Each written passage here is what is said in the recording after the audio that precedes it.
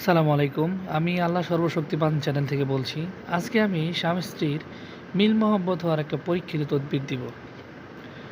তদবিরটা হচ্ছে এমন: মাটির বদনার ভেতর নদী কিংবা বৃষ্টির পানি ভর্তি করিয়া ২ রাকাত নফল নামাজ পড়িয়া বিসমিল্লাহির রহমানির রহিম সহকারে ৭৮৬ বার পাঠ করিয়া পানিতে ৩ বার দম করিবে। যাদের মধ্যে মিল মহব্বত তৈরি করিবে মনে মনে তাদের নাম স্মরণ করিয়া পানিতে ফুঁক দিতে হবে।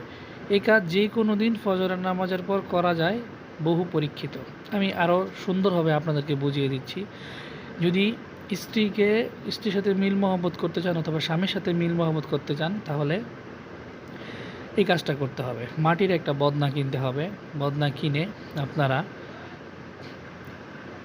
নদীর পানি অথবা বৃষ্টির পানি জোগাড় করবেন, বদনার মধ্যে ভরবেন। ভরে যে কোনো দিন ফজরের নামাজের পর বিসমিল্লাহির রহমানির রহিম ৭৮৬ বার পাঠ করবেন। আগে ৭৮৬ বার পাঠ করে ওই পানিতে ৩ বার দম করবেন। দম করার পর যদি স্ত্রী কোনো স্বামীকে বশীভূত করতে চায়, তাহলে স্ত্রী এই পানি স্বামীকে খাওয়াবে এই কাজটা করে। আর যদি স্বামী স্ত্রীকে মহব্বত এবং বশীভূত করতে চায়, তাহলে স্বামী এই কাজটা করে স্ত্রীকে খাওয়াবে। এই পানিটা ৭ দিন একটানা ৭ দিন খাইতে হবে।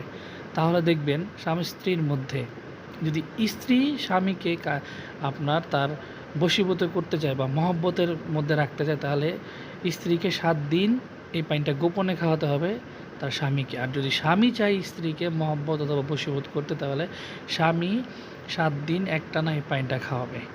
এই আমলটা কিন্তু অনেক পুরাতন। এগুলো কিন্তু এই যুগের আমলের সাথে মিলবে না। অনেকে মনে করতে পারেন যে বদনার মধ্যে পানি পরে কি হবে। আসলে বিষয়টা এমন না। এটা একটা পাত্র, মাটির পাত্র। এই হিসাব করে আমলটা করবেন। এটা হচ্ছে একটা কোরআনী আমল এবং শরীয়ত মোতাবেক। বিসমিল্লাহির রহমানির রহিমের যে মক্কেল, এটা অনেক পাওয়ারফুল। যারা এই বিষয়ে জানে তারা জানে, যারা জানে না তারা এটাকে বিভিন্ন কিছু ভাবতে পারে। যাই হোক, আমলটা পরীক্ষিত। আপনারা আমলটা করে দেখতে পারেন। তবে আপনারা এই আমল কোনো বাজে কাজে ব্যবহার করতে পারবেন না। অবিবাহিত স্ত্রী পুরুষের জন্য বা অবিবাহিত কোনো মানুষের জন্য এই কাজ না। সম্পূর্ণই শরীয়ত মোতাবেক স্বামী স্ত্রীর জন্য।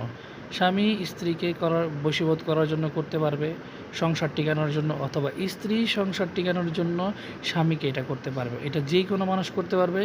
এর জন্য কোনো বড় সাধক হওয়ার দরকার নাই, কবিরাজ হওয়ার দরকার নাই। ইনশাল্লাহ আমি আশা করি এই কাজটা করে ফল পাবে। এটা পরীক্ষিত ইনশাল্লাহ। আমি সামনে আরও ভালো ভালো আমল তদবির নিয়ে হাজির হব, যাতে আপনাদের উপকার হয়। সবাই আমার জন্য দোয়া করবেন। আমি সবার জন্য দোয়া করি। আসসালামু আলাইকুম।